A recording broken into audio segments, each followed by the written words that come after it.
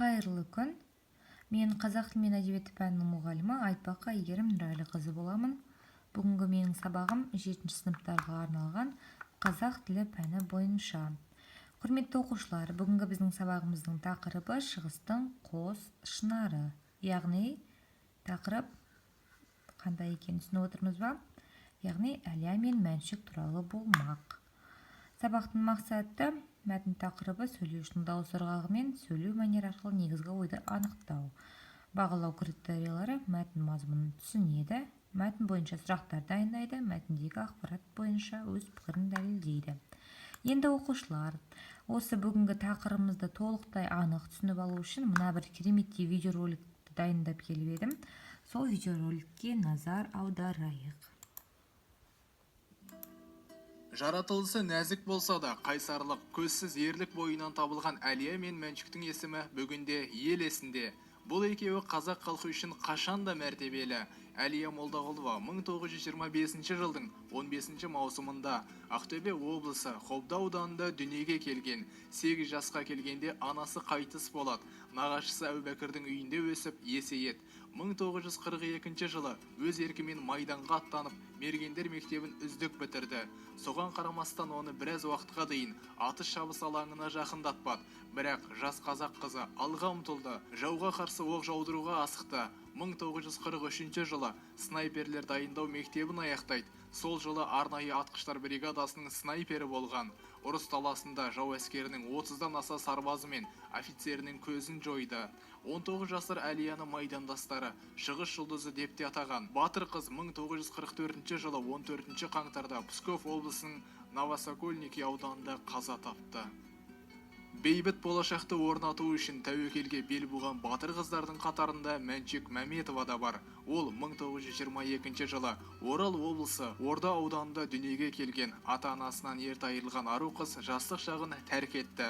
Алматы медициналық институтында оқып жүрген кезінде соғыс басталды. Халқына төніп тұрған қауіпке жаны шыдамай, дамыл таппастан әскерге өзі сұранып барды. Фашистерді жою үшін майданға жіберетін менің ағайым да, апайым да жоқ. Сондықтан өзімді жіберіңіз деп өтінішін айтты. 1942 жылдың тамыз айында Қызыл армия қатарына алынды. Осылайша отанды артқа тастап, ерлермен қатарласып жаумен алысты. Әйелмін деп әлсіздік танытпады, жаспын деп соғыс жалын жатырқамады. Бар арманы қалайда жеңіске жету. 1943 жылдың 15 қазанында Псков облысының Невель қаласын босату үшін қантөгіс соғыс басталды. Сол күні Мәншүк пулеметімен дамылсыз оқ атып, ерен ерлік көрсетті. Жаудың Мәншүкке қарсы атқан оғы оның ажал оғы болып, өрімдей қыздың өмірін қиды. Өрлік пен батырлық, қайсарлық пен өжеттілік қазақта бар қасиет. Отан үшін деп қан майданға аттанған ару қыздардың артында аңыз боп ерліктері қалды. Жақсы, видеороликті көріп болсақ, сендерге Әлия Молдағұлова мен Мәншүк Мәметова туралы тағы да жазбаша ақпарат қалдырып отырмын. Дәптерімізді ашып, кішкене шағын ақпаратты түсіріп қояйық, жады ма? Енді құрметті оқушылар, біздің тақырыбымыз кітабымызға да байланысты 155 бетте қазақтың батыр қыздары деген тақырыппен жазылған болатын. Және алдыңғы сабақта біз өткен болатынбыз, қосымша фразеологизмдер туралы шағын танысып өткен болатынбыз, иә? Ендеше бүгін фразеологизмдер туралы кішкене кеңінен ақпаратты танып өтсек. Қазір сендерге ақпаратты көрсетейін. Аспанмен тілдескен, биік, қара қылды қақжарған, әділ, он саусағынан өнер тамған, шебер, қаламы жүйрік, жазғыш, қолы ашық, мырза, жомарт, қас пен көздің арасында, жылдам, тез, ит арқасы қиянда, алыс, үріп ауызға салғандай, әдемі. Берілген тіркестерге назар аударсақ, құрамындағы сөздер бір-бірімен тұрақты байланыста болғанда ғана бір мағынаны білдіретінін байқаймыз. Мұндай тіркестер фразеологизмдер деп аталады. Фразеологизмдерді тұрақты сөз тіркестері деп те атайды. Тұрақты сөз тіркестерінің еркін тіркестерден айырмашылығы қандай? Фразеологизмдердің қандай түрлері бар? Фразеологизмдердің грамматикалық сипаты қандай? Фразеологиялық ұйытқы сөздер деген не? Фразеологизмдердің негізгі 4 белгісі бар. Осы белгілеріне қарап, оларды негізгі тіркестерден айыруға болады. Мағына тұтастығы. Кем дегенде екі сөзден құралып, бір мағына беруі. Мысалы, жігері құм болды, жасып қалды, тау шағылды, нарттай жанды, қызарды. Құрылымының тұрақтылығы. Құрамындағы сөздерін өзгертсе, мағынасы мүлдем бөлек болып кетеді. Мысалы, сағы сынды дегенді сағы үзілді деуге болмайды.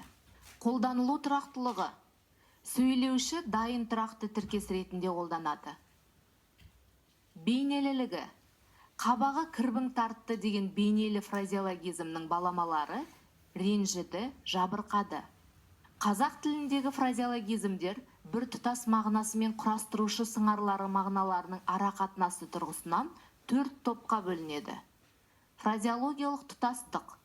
Құрамындағы сөздер бір-бірінен ажырамастай болып жымдасқан, жеке сөз ретіндегі мағынасын жоғалтқан тұрақты тіркестер. Мысалы, сағы сынды, беті қайтты, көңілі қалды. Фразеологиялық бірлік.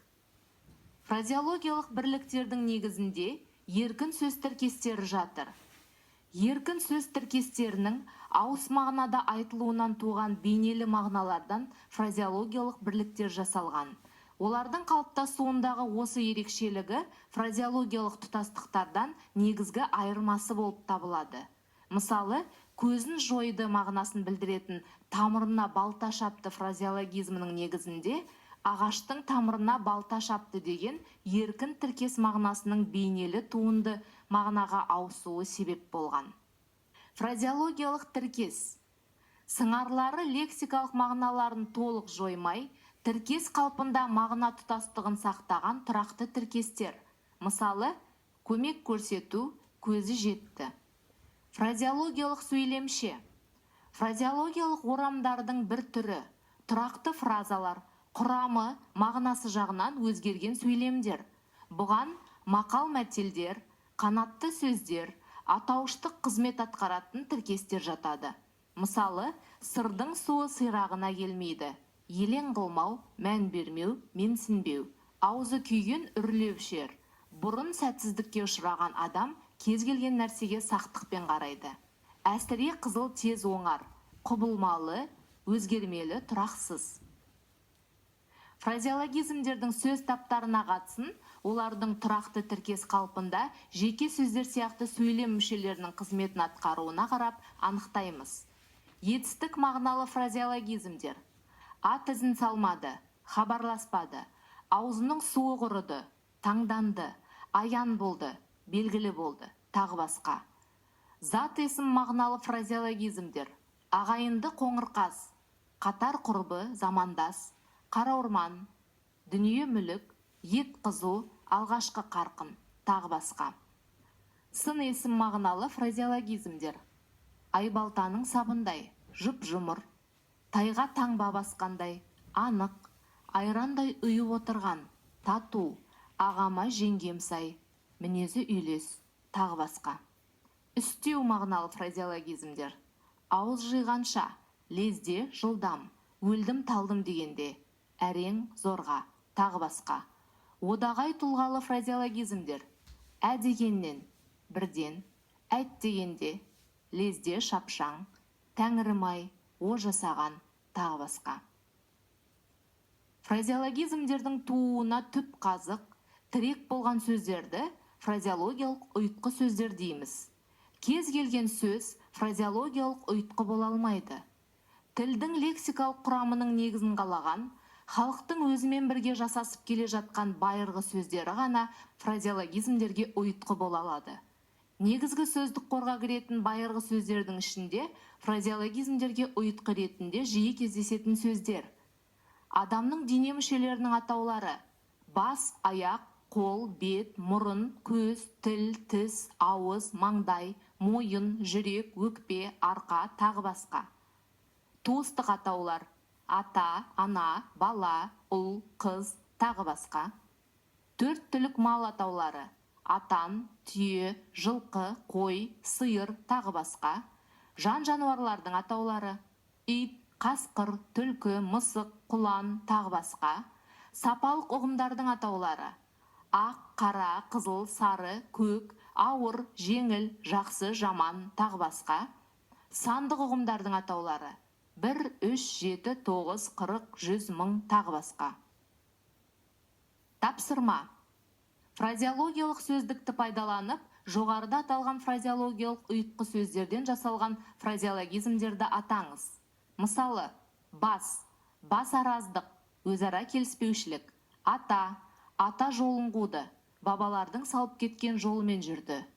Түйе қомында жүріп, күй таңдамайды. Фразеологизмдердің эмоционалды мәнін, көркемдік ерекшеліктерін түсініп қолдану маңызды. Фразеологизмдердің түрлерін, грамматикалық сипатын білу, оны дұрыс қолдануға мүмкіндік береді.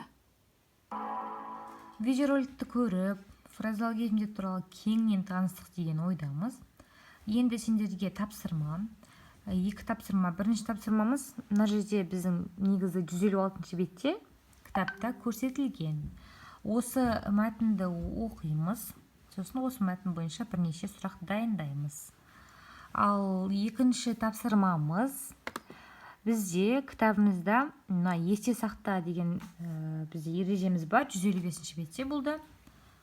Ережені жаттаймыз, өзіміз үшін, және фразеологиздік тұтастыққа мысал келтіруіміз қажет. Жақсы, тапсырма түсінікті болса, оқушылар, бүгінгі сабағымыз аяқталды. Тапсырмаларыңды күтемін. Сау болыңдар.